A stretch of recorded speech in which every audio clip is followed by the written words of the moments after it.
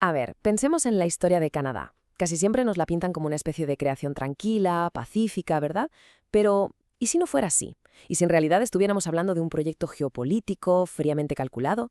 Hoy vamos a meternos de lleno en cómo la lealtad, y no la revolución, fue lo que de verdad forjó este país. Y sobre todo, cómo las consecuencias de esa elección siguen resonando hasta hoy.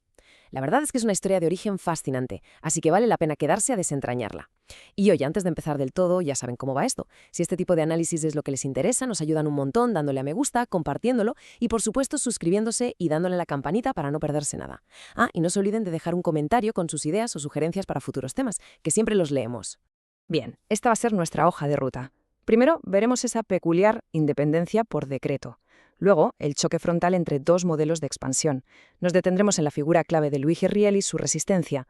Analizaremos la geopolítica que hay detrás de la estabilidad canadiense y, para terminar, veremos cómo todo esto desembocó en la nación de dos caras que es hoy.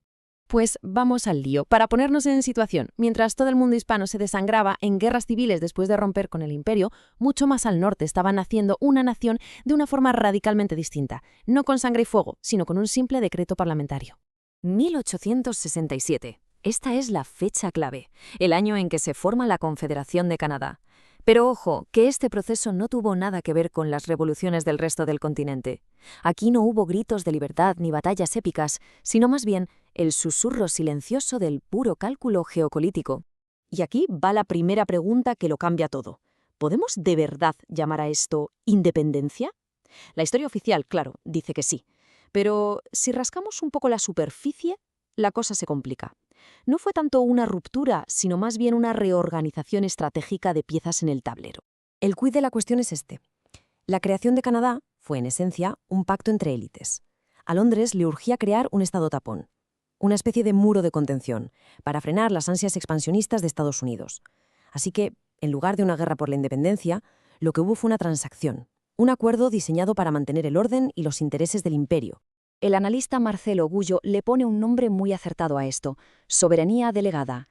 La idea es que sí, Canadá consiguió un autogobierno para sus asuntos internos, pero a cambio aceptó que Londres siguiera manejando los hilos de su política exterior y que tuviera la última palabra en sus tribunales. O sea, se convirtió en una pieza muy importante, sí, pero seguía siendo una pieza dentro del gran ajedrez del Imperio Británico. Venga, pasemos ahora a ver cómo se construyó por dentro esta nueva nación, porque es aquí donde vamos a ver chocar de frente dos visiones del mundo, dos maneras completamente opuestas de colonizar y de expandirse. Y aquí lo tenemos, el choque de modelos en estado puro. Por un lado, el anglosajón, que avanzaba a golpe de vía de tren. Su lógica era el control territorial, el desplazamiento de las poblaciones nativas y, por supuesto, la extracción de recursos. Pero enfrente había otro modelo, una alternativa inspirada en la herencia de la Nueva Francia, de los franceses, un modelo basado en misiones, en ciudades y en la creación de una civilización mestiza como la de los metis. Y esto es la imagen perfecta del modelo canadiense. El famoso ferrocarril, el Canadian Pacific, no fue solo una obra de ingeniería, fue el arma, el instrumento para imponer un dominio de costa a costa. Fue una espina dorsal de acero que unió el Atlántico y el Pacífico, sí, pero a su paso fue arrollando, marginando y arrinconando a los pueblos originarios, y muy especialmente a los metis, ese pueblo fascinante, mestizo, de raíces franco-indígenas. Y claro, en medio de esta pisonadora de acero y exclusión surge una figura que lo encarna todo, que encarna la resistencia: Louis Riel. Su historia es la de esa otra Canadá posible, una visión mestiza y católica que se atrevió a plantar cara al proyecto anglosajón y que, como veremos, fue aplastada sin contemplaciones. Es que la rebelión de Riel no iba solo de tierras o de política, era algo mucho más profundo, era una lucha existencial. Él defendía una identidad que bebía directamente de la Nueva Francia, una mezcla, una síntesis entre la fe católica y las raíces indígenas que chocaba frontalmente con el proyecto británico, puritano y de habla inglesa que venía imponiéndose desde el este.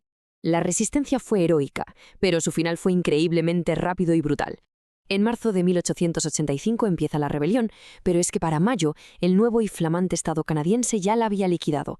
El propio ferrocarril, esa herramienta de expansión, sirvió para mover tropas a toda velocidad y aplastar a los metis. Y para noviembre, el destino de su líder, Louis Riel, estaba sellado. Su ejecución fue mucho más que la muerte de un hombre. Fue un acto simbólico con una potencia tremenda. Fue la declaración final, el punto y aparte que decía que en la nueva nación no había sitio para modelos alternativos. Canadá, en su espíritu, en su ADN, iba a ser una nación británica. Y punto. Bueno, y esto nos lleva a las consecuencias geopolíticas de esta elección, porque esa lealtad de Canadá al imperio, claro, tuvo un precio. Y ese precio definió por completo su papel en el mundo durante más de un siglo. El contraste con el vecino del sur es que no puede ser más bestia. Mientras Estados Unidos nace de una ruptura violenta y se convierte en una potencia insurgente, agresiva, expansiva, Canadá elige ser el hijo fiel.